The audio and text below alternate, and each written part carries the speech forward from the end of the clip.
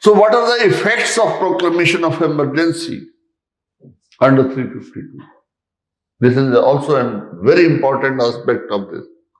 Parliament may make laws extending the duration of the House of People. Now, what is the duration? 5 years. So, Parliament can do first thing this.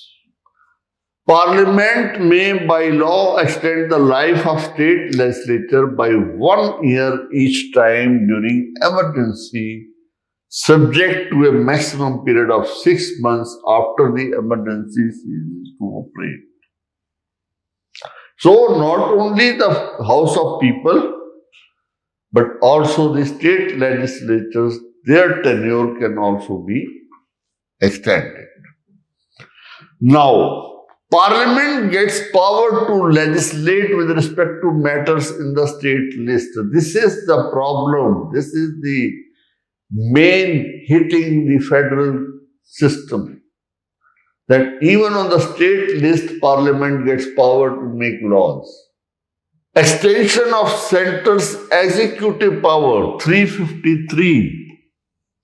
Parliament may make laws conferring powers and imposing duties on the Union and its officers and authorities in respect of matters outside the Union list.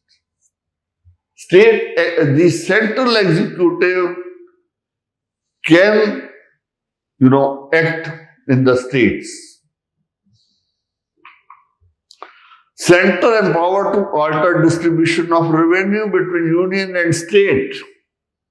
The president makes modification in financial arrangement. This is another important issue. Now, suspension of fundamental rights guaranteed by Article 19, very important. While a proclamation of emergency is on operation, nothing in Article 19 shall restrict the power of the state to make any law or to take any executive action abridging or taking away the rights granted by 19. This is very important, extremely important, because your freedoms are gone. Right.